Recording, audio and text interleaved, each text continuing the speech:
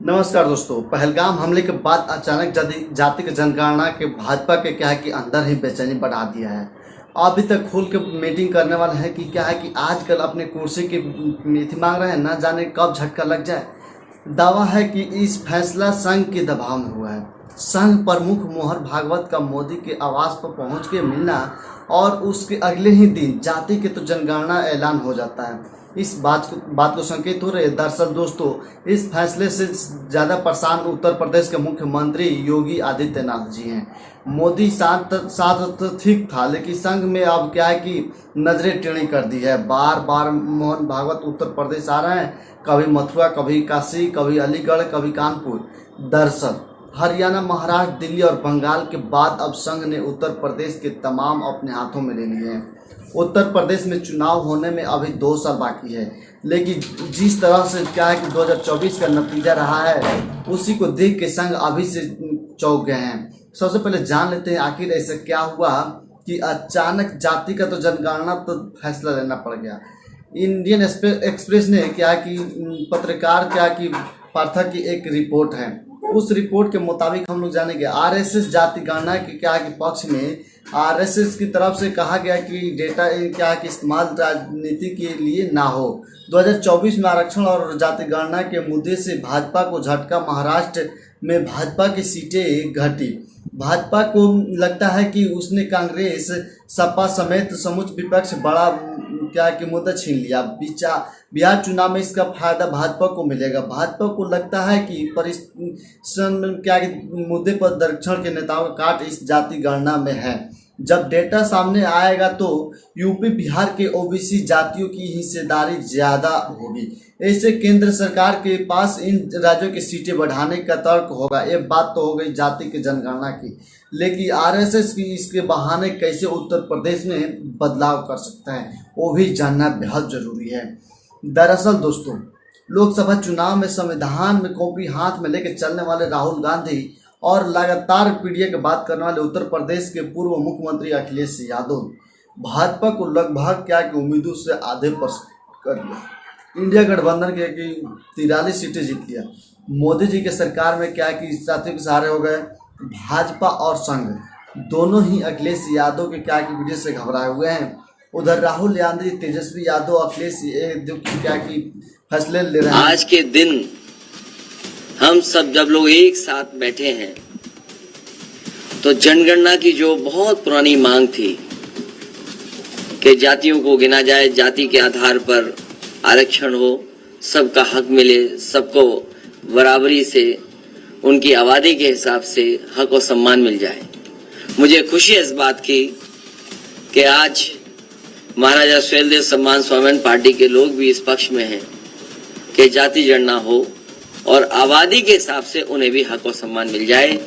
इस लड़ाई में जहां पीडीए के लोगों का साथ दे रहे हैं, मैं एक बार फिर उन सब का बहुत बहुत धन्यवाद और आभार प्रकट करूंगा। पिछड़ों और दलितों का वोट लेकर के ठाकुर जाति से आने वाले योगी को सत्ता से क्या देना, यह फैसला भाजपा के लिए क्या कि बहुत बड़ा बन सकता है। मोदी और शाह को तो रह देते हैं, लेकिन संघ के सामने उनके नहीं चलेंगे। लेकिन जब से यह फैसला लिया गया है, तब से एक केशव प्रसाद मौर्य को मिलने वाली बधाइयां आसमान छू रही है। केशव प्रसाद को क्या कि लग रहा है कि उनकी खास विधायक श्याम प्रकाश की बात सच हो सकती है। केशव जी पूरे प्रदेश और पूरे देश के लाखों लोगों के दिलों पर राज करने वाले नेता है। अब हमारे तो मन में एक बात आती, कहो तो कह दें, हम तो चाहते हैं कि बाबा दिल्ली चले जाए, केशव जी उत्तर प्रदेश संभाल जाए। अब निश्चित मेरे मन में जो आता है वो पूरा भी होता है साथियों।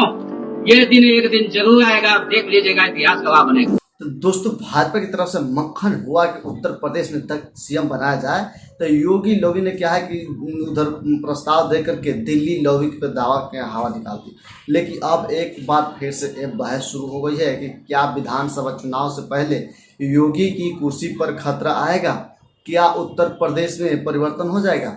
संघ जानता है कि अखिलेश यादव के पीडीए के काट निकाले बिना उत्तर प्रदेश में इस बात लड़ाई छीन रही बहुत मुश्किल है।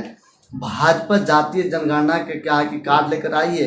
अखिलेश यादव कह रहे हैं कि बिना गड़बड़ी की जातीय जनगणना हो तभी सही मानने में इसका मतलब है। भाजपा सरकार को ये चेतावनी है कि अपनी चुनावी धांधली को जाति जनगणना से दूर रखें, क्योंकि ये कोई भी धांधली गिनती में कर सकते हैं।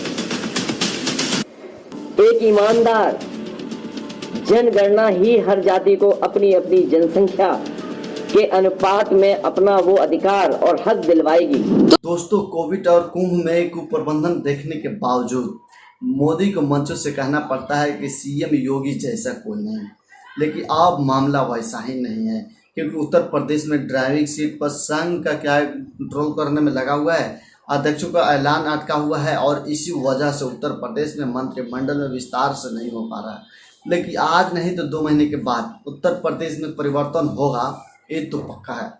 योगी कुर्सी पर रहेंगे या किसी दलित या ओबीसी को का कमान मिल जाएगी, इस पर कुछ साफ नहीं कहा जा सकता। लेकिन एक बात तो तय है दोस्तों, ये कि जातीय जनगणना का पूरा डेटा सार्वजनिक होने के बाद सियासत क्या कि बदलेगी। कईयों की छुट्टी होगी, कईयों की लॉटरी खुलेगी, पहलगाम का बदला कब लेंगे ये पता नहीं। सब दिख रहा है कि जातीय जनगणना के सहारे बीजेपी बिहार और उत्तर प्रदेश में सत्ता हासिल करना चाहती है। वैसे में शायद योगी को पता है कि उनकी छुट्टी होने वाली है, इसीलिए कई बार उन्होंने भाषण से गोरखपुर जाने का संकेत भेज दिए हैं।